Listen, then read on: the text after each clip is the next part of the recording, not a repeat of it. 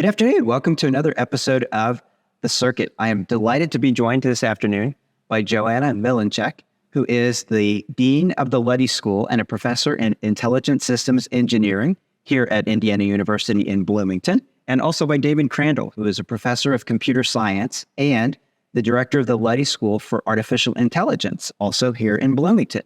And Joanna and David, want to welcome you this afternoon. I think everybody knows Indiana University, but everybody doesn't necessarily know all that is involved with the Luddy School. Could the two of you take a couple of moments to share the programs and the initiatives that reside under the umbrella of the Luddy School?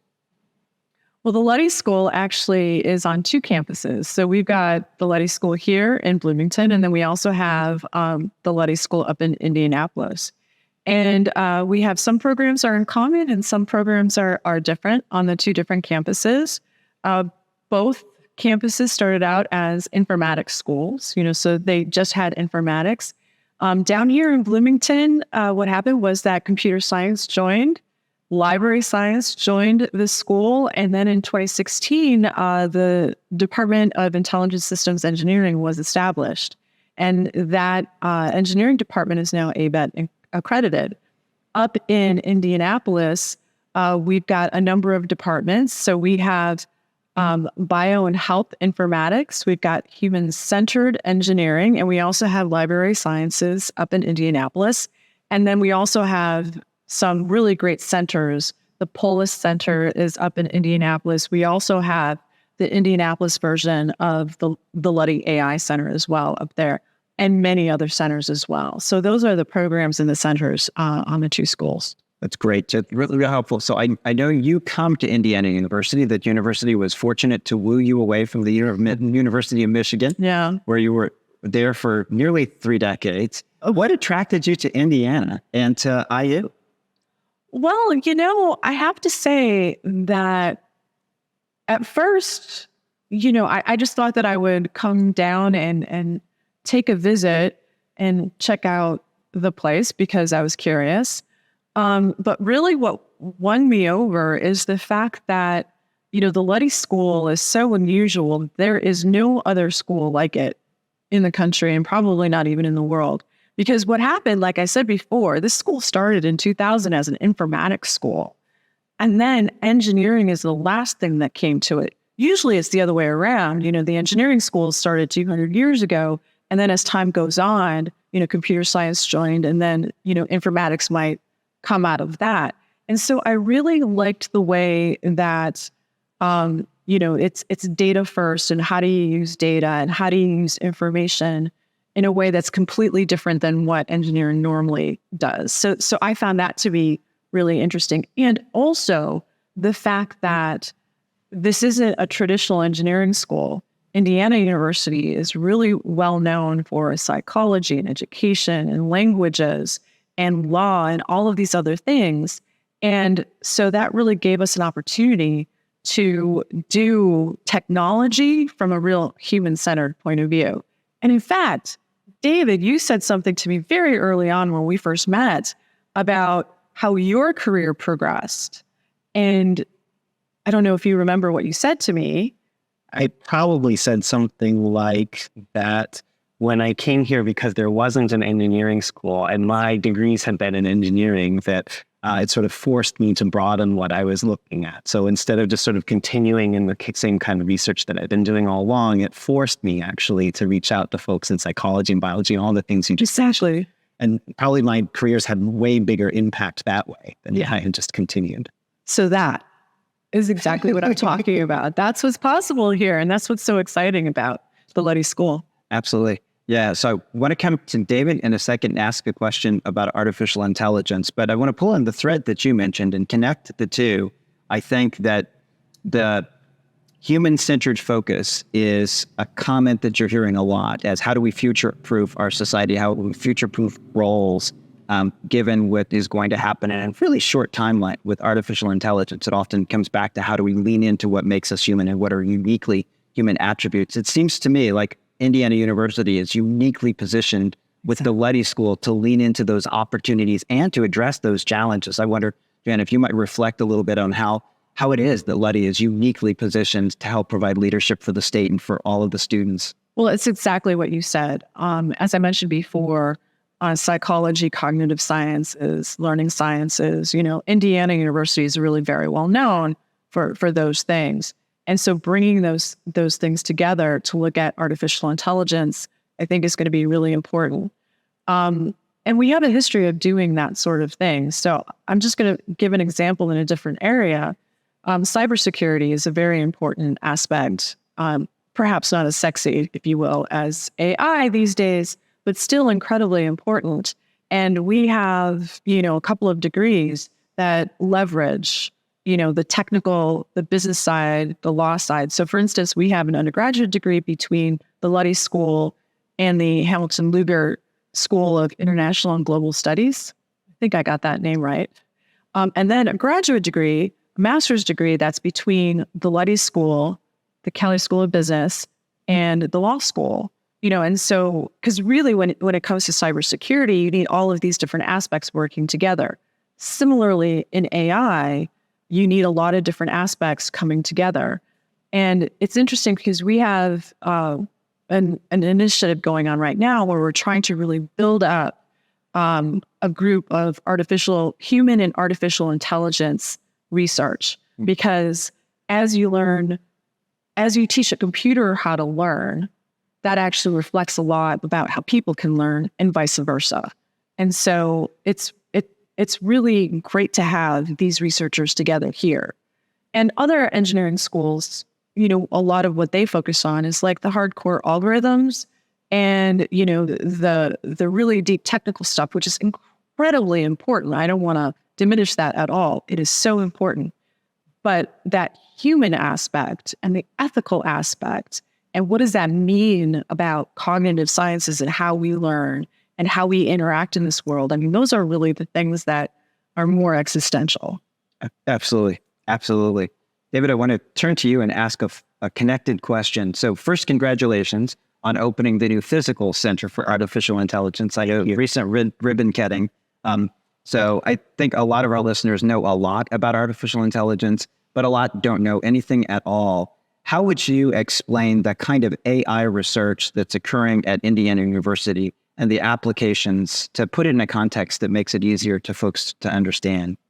Sure. Well, so I think Joanna did a really good job of talking about what some of our foci here are. I think if I wanted to talk about sort of the history of AI more broadly, like AI is not a new area. It's something that's been studied for 50, 60, or 70 years at this point. And I think for much of that point, well, here, I'll make it personal. I got in the field about 25 years ago, and I've been working in AI all that time. I'm a computer scientist, so I work on sort of the technical aspects of it. Specifically, I work in computer vision, which is trying to get computers to be able to see the world around them, which is really important for applications like self-driving cars and robotics and things like that, organizing photos on your phone, sorts of applications like that. But I think for most of that time, at least for me, the reason I was in the field is that there were really cool technical challenges that I wanted to solve. Really cool things, algorithms that needed to be developed, math that needed to be pushed forward and stuff. And it gave me an excuse to learn about all kinds of different areas like optics and human vision and cognitive science, in addition to computer science and engineering.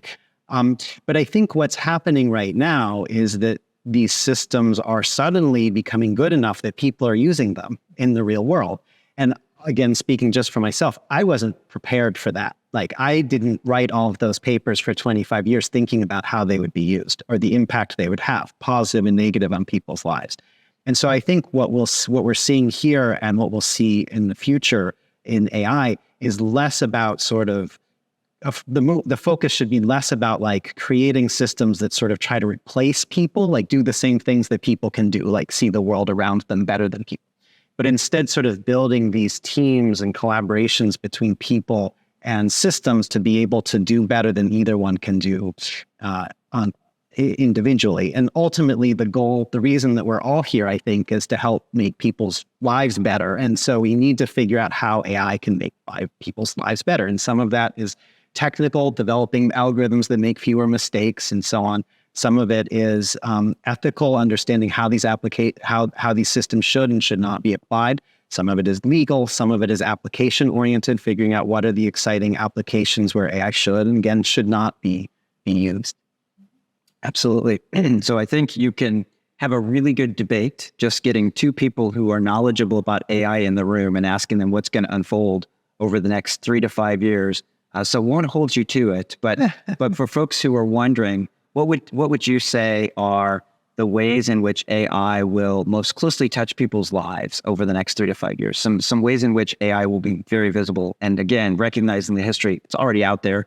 It's deeply embedded in many of the applications. When you make a purchase at Amazon, when you're watching a film on Netflix, already AI is shaping our lives. But what do you think some of the current advances are going to be that folks will most notice in their daily lives? Well, I mean, like you said before, I mean, AI has been around for a while now. And, you know, if you go to Amazon and you want to buy something, it'll show you things that are similar. That's an AI. When you're writing a document and, you know, it's suggesting a different spelling or a different phrasing or checking your grammar, that's also AI. I think, you know, I did say that I didn't want to talk about ChatGPT, but here it comes. No, we need to talk. Yeah, we need to talk about ChatGPT. Okay. You know, and I think that this is where people are really starting to freak out. That is the technical term for it. Because all of a sudden now, you know, you do a search or you ask ChatGPT to do something and it gives you this, you know, returns this response that seems like a person should have written in it. And so now people are really kind of nervous about this whole thing. And I agree, you know, it was fast. I mean, did you see it coming like, you know, a year ago? Would you have been like, oh, yes, we are going to be able to do this within a year's time? It's certainly, I never would have expected it would have captured our imagination the way that it has. I mean, those language models have been being worked on for quite some time. But actually, one of the sort of magic ingredients is they put a nice interface on it and they opened it up to the world. Right. Again, reminding us that the human is an essential part of these systems. Right. And, you know, so I hear from time to time that people are nervous, especially artists, that, well, you know, we have these AIs now that can compose a piece of music in the style of Rihanna or in the style of Kenny Rogers. And I'm like, okay, it can do that, but it's always imitating something that a person has done.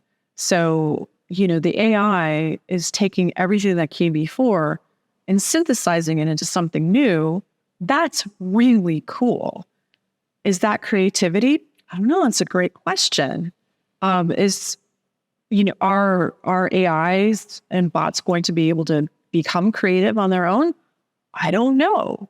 You know, and what does it say about like our own cognition, right? No. So is all, you know, what you and I do when we're creative, is that just copying and pasting little bits and pieces of things that we've seen in the past? I don't know. Yeah. I mean, we're embodied, so we get to move around the world. So we get to see like new things that the systems that are just downloading stuff from the internet don't get to see. Is that the magic ingredient, or is there something more magic up there? I don't know. No, I don't know either.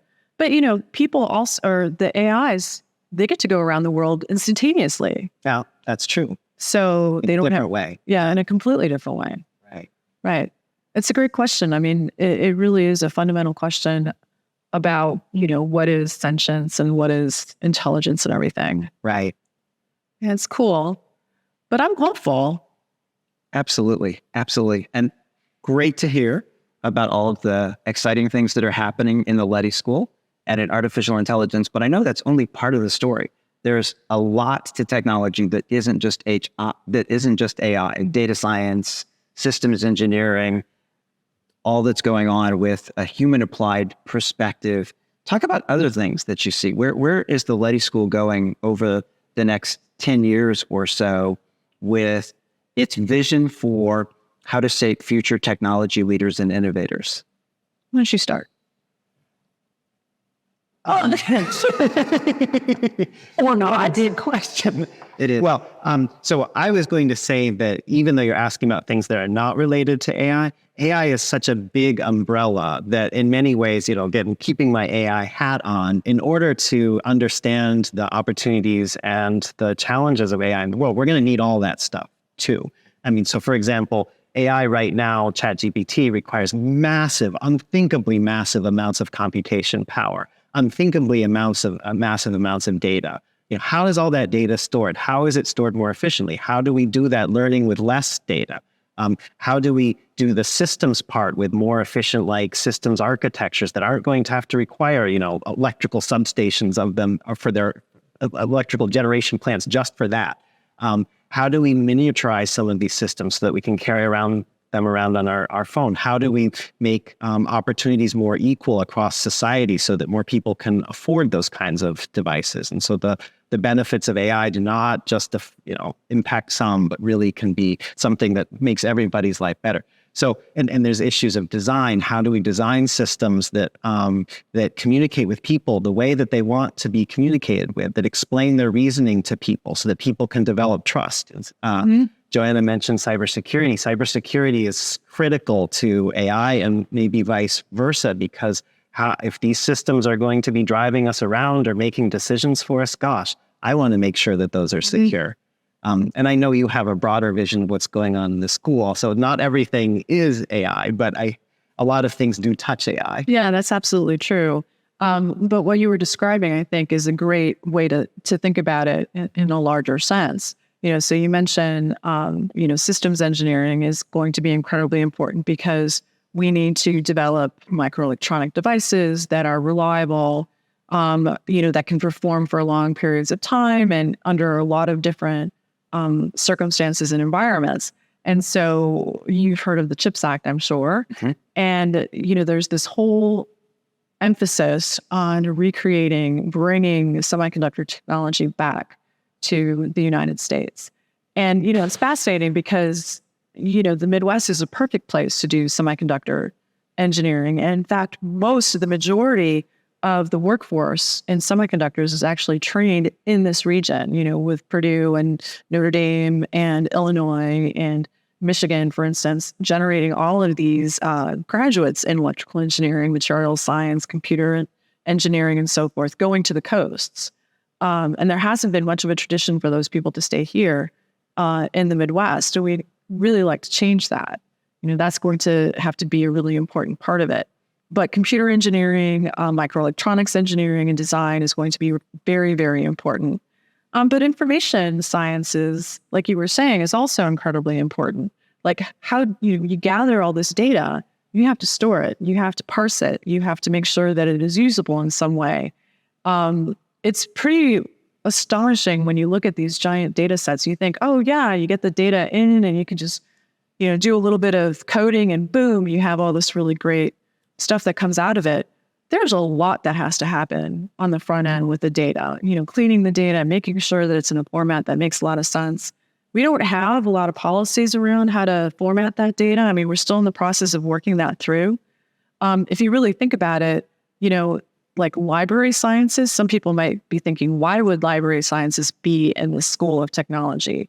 If you think about it, libraries were the original information and data scientists, right? Dewey Decimal System was a way to kind of keep track of data in its own right. And so that's why they're with us, and continuing to think about how to archive data, how to archive artifacts and other kinds of physical objects and also digital objects is an important piece of this as well.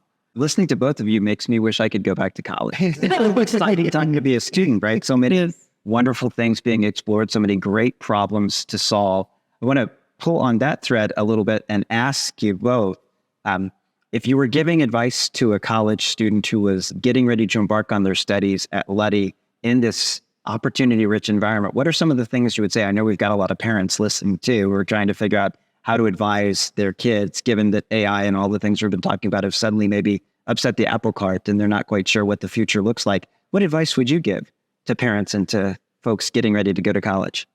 I think, so I have a couple of answers. One answer is, I think even though AI and technology is changing rapidly, and maybe you don't know like which programming language you should learn this year because in 2 years there might be something totally different. What does stay the same are like foundational important skills, like how to solve problems, like how to figure out what's going wrong and try to fix it systematically.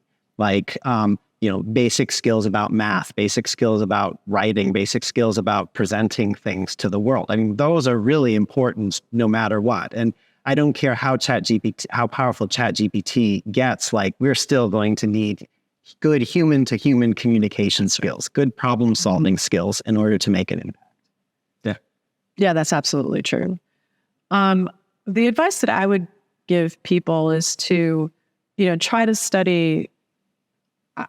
My children are both in science. One son did information science, and he has this amazing job now working in this field.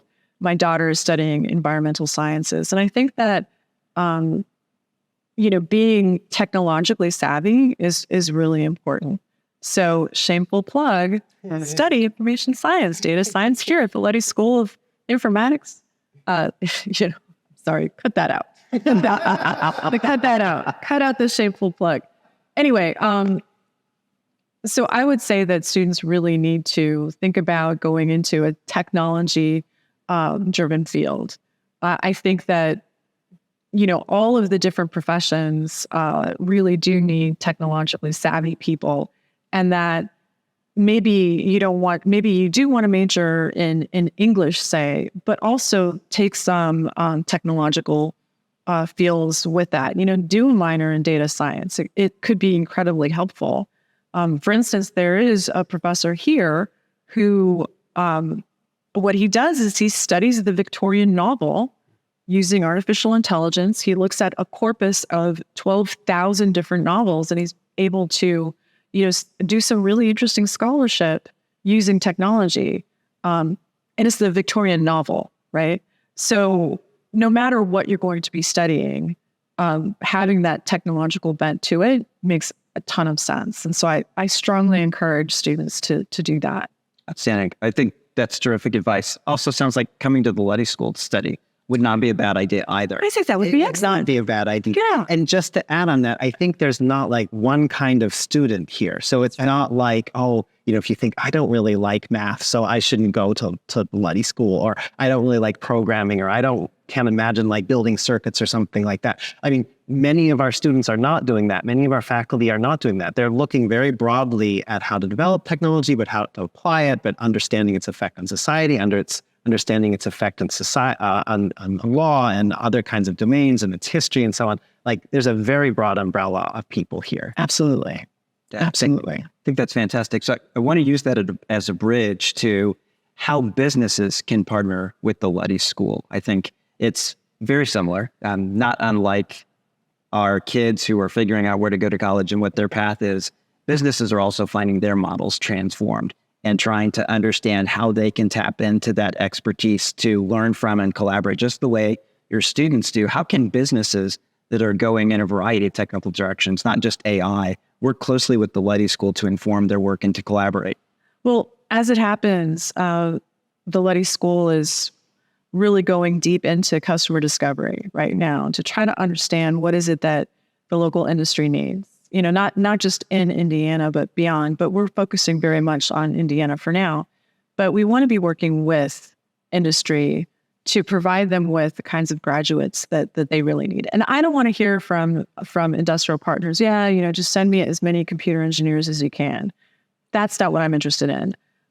We want to hear, like, what are the skills that you are specifically looking for? So in addition to, being a critical thinker and, to be creative and things like that, like, what are the specific skills? Because I think that sometimes we get kind of caught up in labels. Electrical engineering has been around for 200 years, right? And it has a specific curriculum associated with it, which is great. But we're trying to actually be, the school of the 21st century. So what are the disciplines that we really need now? And maybe we need to be creating new disciplines in addition to like the big ones. Maybe we should be churning out students who, in addition to having, like understanding circuits and understanding programming, also have courses in ethics and law, which, yes, many engineers take courses in ethics, but, specifically like with a lawyerly kind of approach. Maybe we should also be teaching psychology courses, maybe, what is really needed in industry is some real leadership development that sometimes is incorporated in engineering and computational kind of curricula, but not always. So I think that, what we're doing is in talking with industrial partners, we want to partner with them on developing the kinds of curricula that are going to make our students employable more quickly in their fields.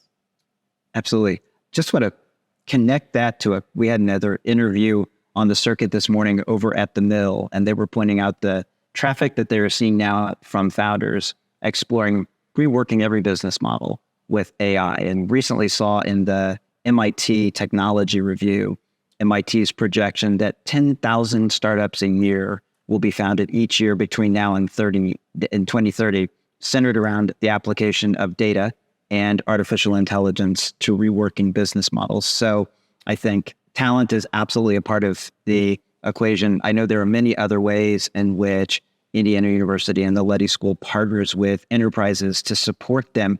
I wanted to invite you to speak to some of those other additional ways that you can work with startups and corporate venturing organizations that are trying to explore what digital transformation needs to their startup or to their enterprise.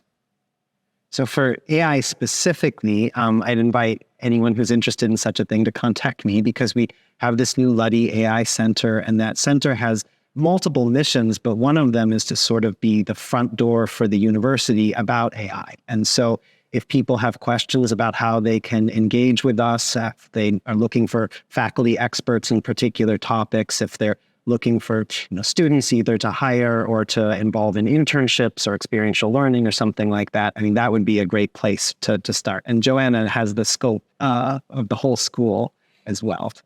Right, exactly. I think that another piece of this is, we do need to partner with places like the Mill.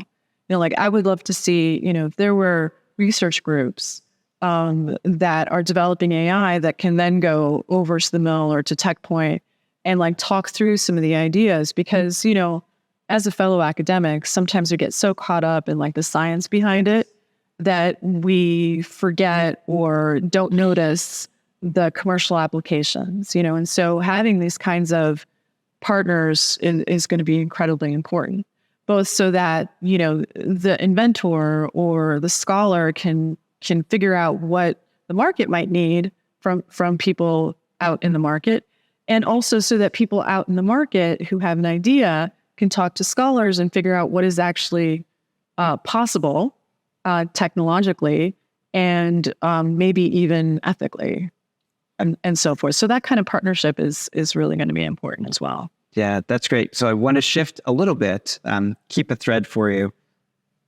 Indianapolis, we have a lot of viewers who are in the tech community and other communities in central Indiana. I know there's terrific energy around what's happening with Indiana University at Indianapolis and the exploded version or the broadened version of the Luddy School in central Indiana, just that adjacency, being able to be embedded in the community and now have more interactions and collisions and collaborations between enterprise and other sectors and the Luddy School.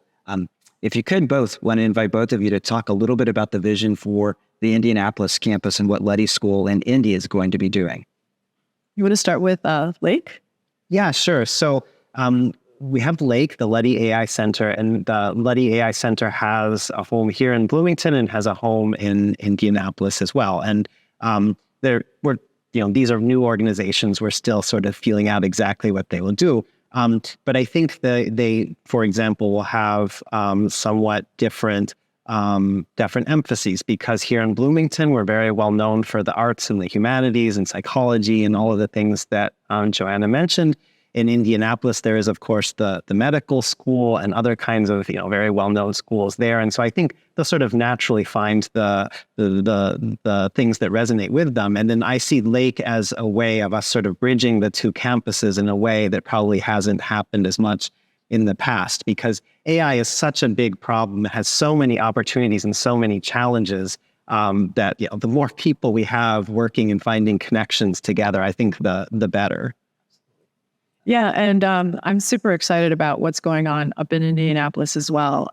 We're going to be establishing a computer science department As a matter of fact, I think that just last week we were approved by the state to have a computer science department. Congratulations. Thank you. Thank you. And we're starting to do a little bit of hiring. And, some people ask the question, like, why would we need a computer science department at IU Indy when Purdue is still, just a few doors down from us? Well, again, I mean, if you think about how many people we need to do computer science and coding, ChatGPT notwithstanding. Well, even with ChatGPT. Yeah, right. We still need so many people who know how to do computer programming and computer science. So there's plenty of work to do and plenty of students to go around. One of the things that I would really like to do, like in the same idea that I said before, is I want to make sure that our computer science curriculum is as accessible and achievable, the most accessible and the most achievable in the country. So computer science has the reputation of being one of the hardest majors, and that's not just on this campus, that's pretty much nationwide. And it also has a reputation, I don't know if you've ever heard this, but like computer science majors are like major nerds. Never heard that. What? Yeah, I know. Shocking. And so what we'd like to do is we'd like to change the curriculum so that more students can be successful at it. Right now, we have fairly high rates of students who withdraw from these classes, higher than average. We'd like to do some redesign and rethinking of the curriculum to make sure that students can get through the material and can pass these courses, move through these introductory courses, and continue on in computer science. Because we can't afford to be losing students in these domains. If students want to learn, we should be able to create a curriculum that is technically excellent, but still achievable by a wider range of students. Absolutely. Great to hear you're working on that. I know TechPoint's familiar with the statistics that in Indiana, we lose 75% of all students by the time they leave middle school in terms of thinking that there's a place for them in tech, that they could major in computer science or engineering or something else. And having a better, more compelling curriculum is certainly part of the equation. Right. Just telling these exciting stories, I think, is part of the equation as well, helping folks realize you can solve interesting problems, change the world, work with cool people. Right. That is absolutely part of the story as well. So this has been a great conversation, and I want to thank you for all of your time. I want to make sure that you both have the chance to add your exclamation mark. So of the things that we've talked about, or something important that we didn't get to in the course of our conversation, what exclamation mark statement would you like to make as we wrap up our conversation today? So we brought up ChatGPT, and there's a lot of excitement out there, and there's a lot of fear about how maybe it's going to take over everything and it's going to put everyone out of work, or no longer going to need programmers and stuff. My personal view is that ChatGPT is a really wonderful tool, but we're just scratching the surface of what it is and what its impact will be. And it does many things very well. It does many other things very poorly. And so just like any new technology, it's not like it's sort of is the end of what we're trying to do here by any means. I think it's just the beginning of figuring out what is possible with this. And so we need many more people to come and help us and help AI and technology in general across the country understand what are the challenges and what are the opportunities, and how can we really make not only ChatGPT, but all of this AI technology something that benefits us all. I can't improve upon that. That was very well said. Outstanding. That's a great exclamation mark to end on. Well, Joanna, David, thank you for being with us on the circuit. It is exciting to hear about all of the wonderful things that are happening in the Luddy School, both in Bloomington and in Indianapolis, and invite everybody to come and to contact you and find out how they can either study at Luddy or partner more closely. Thank you so much.